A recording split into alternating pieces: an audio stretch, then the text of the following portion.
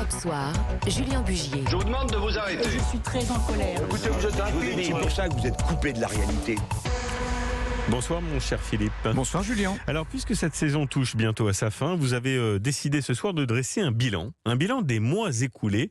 Et ce qui vous a frappé, c'est à quel point l'actualité semble très différente selon évidemment le regard qu'on choisit de porter sur elle. Oui, alors les différences dans le traitement de l'information ne sont pas nouvelles, et les idéologies, les croyances, les partis pris, les préjugés structurent depuis longtemps nos débats. Pour autant, cette année, il me semble que le fossé s'est encore creusé et que la polarisation a atteint un degré presque caricatural. Alors listons peut-être, Philippe, les sujets si vous le voulez bien. Et à tout seigneur, tout honneur, commençons par le Covid. Eh bien, les uns se demandent si le virus n'a pas été fabriqué en laboratoire, pointent la faillite des gouvernants et se plaignent d'une interminable privation des libertés.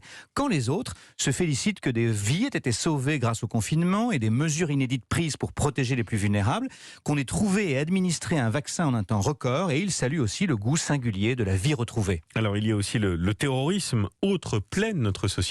Oui, alors des attentats continuent de nous endeuiller. On s'inquiète de la progression de l'islamisme. Certains agitent la menace rien moins que d'un basculement de civilisation.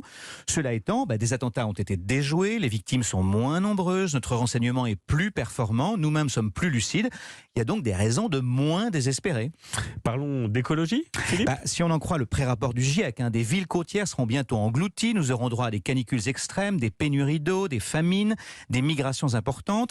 Des espèces sont en voie de disparition et l'humanité elle-même est menacée. Mais si on regarde le verre à moitié plein, on peut se féliciter de constater que les citoyens se sentent de plus en plus concernés, qu'ils sont de plus en plus acteurs du changement. La jeunesse manifeste et se mobilise partout en faveur de l'environnement. L'accord de Paris a été renforcé par le retour des États-Unis et l'écologie politique, elle va en poupe. Alors, la culture, un sujet qui vous est cher. Ouais, écoutez, les théâtres, les cinémas et les salles de concert, on le sait, ont été longtemps fermés. Eh bien, les théâtres, les cinémas, les salles de concert sont désormais ouverts. Et qu'en est-il de ce qu'on appelle les sujets de société ? Oui, alors là, nous avons vu à l'œuvre, à gauche, les promoteurs de la cancel culture, les tenants d'un féminisme misandre et excluant, les sympathisants de l'islamo-gauchisme, et à droite, les défenseurs d'une homophobie qui ne dit pas son nom, ou les récidivistes de la provocation à la haine raciale. Et au milieu, certains persistent à faire l'éloge de la nuance, de la complexité, à se réjouir de la libération de la parole, de l'extension de la PMA à toutes les femmes, et chante, une ode à la diversité. Bien, et l'ambiance générale, pas tellement bonne en ce moment. Non, pas terrible, on peut le dire, c'est une évidence. Si on s'en tient au brouhaha des polémiques permanentes, des invectives incessantes, si on additionne les clashs, les bad buzz, si on observe la dictature exercée par les trolls, ou si on constate l'emprise grandissante des complotistes, des catastrophistes et des radicaux de tout poil.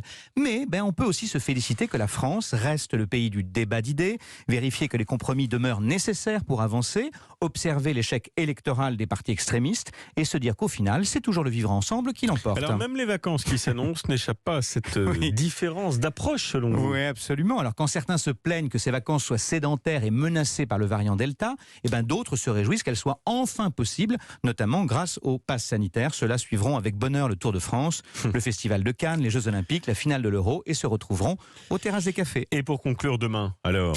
Ces analyses semblent si irréconciliable que nous devrons peut-être choisir entre deux visions opposées de la même société. Oui, choisir notre camp, en somme, entre le catastrophisme et l'optimisme, entre les passions tristes et les combats nobles. J'ai l'impression que cela a même déjà largement commencé. Bien, merci mon cher Philippe Besson, et permettez-moi de vous dire que ça a été un plaisir de vous avoir à mes côtés pour votre carte blanche si bien menée tout au long de l'année. Plaisir partagé Julien, merci beaucoup.